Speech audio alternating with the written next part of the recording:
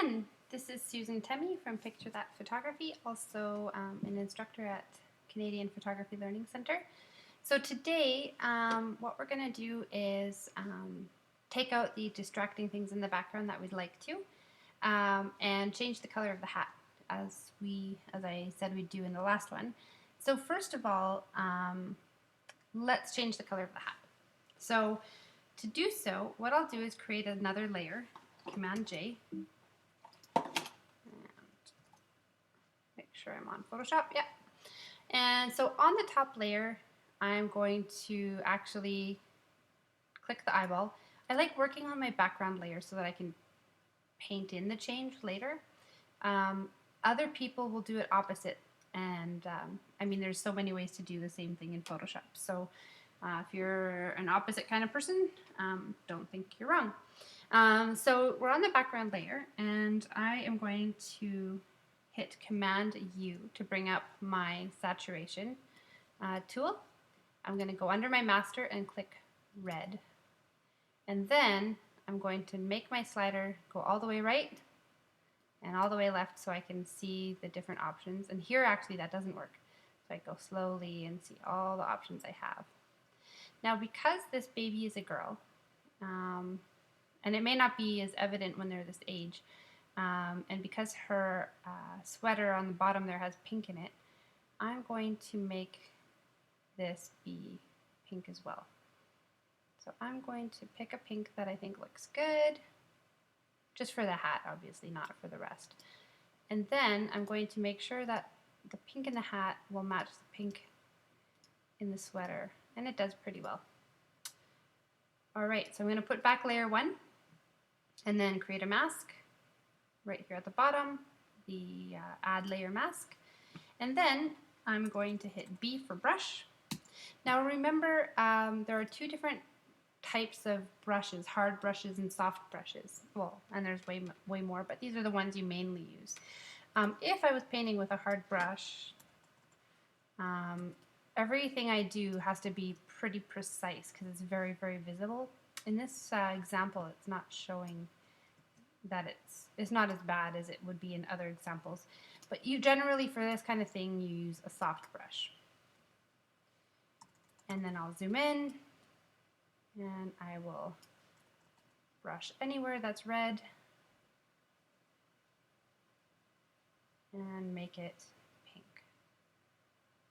So a tiny change, but it just adds continuity to the photo when you have colors matching. And if you've brushed too far anywhere, just hit X and undo what you've done. To see where you've painted, you can always hit to the right of the square brackets, and it'll put in red, which is less helpful for us in this example. But you can click on your backgrounds there and back.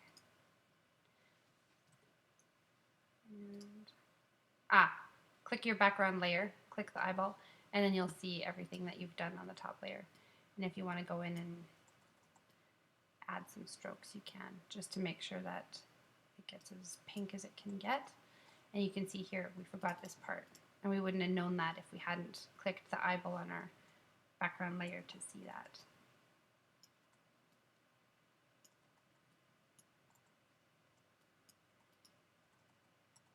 I'm not usually a very super precise editor when I'm doing things like this because it really won't show hugely, to use a Trump word there. Okay, so that is that, and now we can flatten. And I think that looks great how it matches now with the sweater. That makes me happy. And now we're going to make the background less obtrusive. But before we spend a whole bunch of time doing that, I want to make sure the background is where I want it to be. So for me, I do tool, which I can bring up by hitting C. I definitely recommend learning the shortcuts because it makes your life easier. I didn't, so you'll notice that sometimes I could use a shortcut and I'm not. And so now you see I'm cropping outside the visible range of the photograph. and that is okay with me.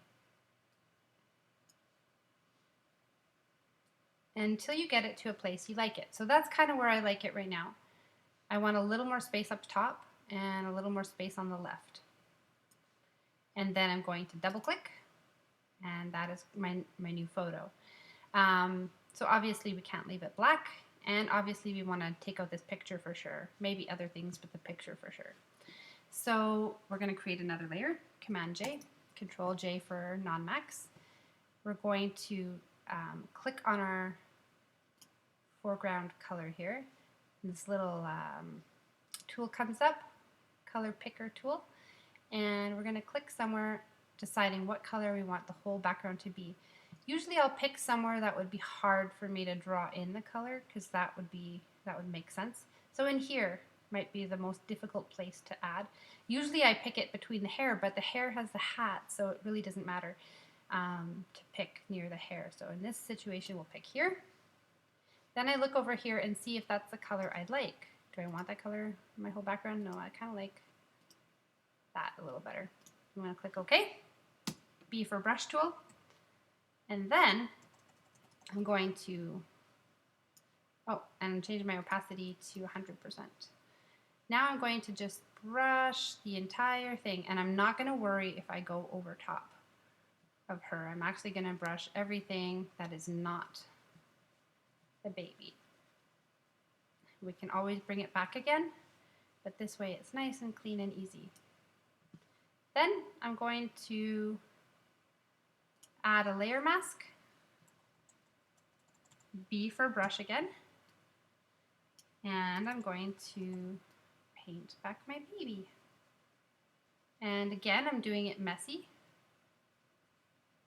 and I'm going to go in and refine it.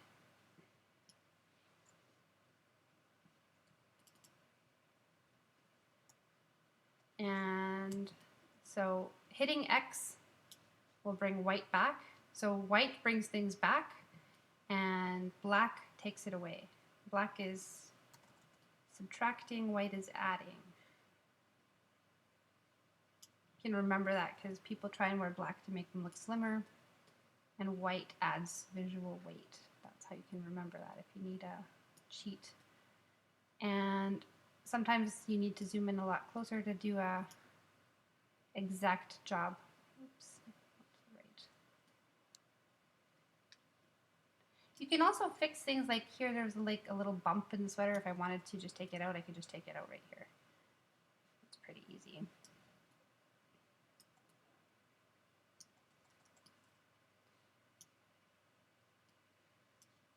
Okay. It's a bit shaded, so we'll just add some back there. Awesome. So now I have a pretty clean background. Now if I wanted to actually put the furniture back in and stuff, I could. So if I wanted to, you know, not make her on a white background, but add the couch back into my living room, I could do that. I could add all those things and leave it that way. So whatever your preference is, we'll keep it white for this one. And now when you have it like this, you can flatten your image, and that would be a pretty done photo. Obviously, there's no end to what you can do in Photoshop, so if we wanted to brighten the eyes and sharpen them and do things like that, we could. We'll leave that for another video to go in and do things like that. I think for baby, we kind of want to keep them as natural as possible, but just make sure that their features show off as nice as they can by how we light and how we edit. Awesome. So thanks for being with me today, and I will make more videos in the future. Take care.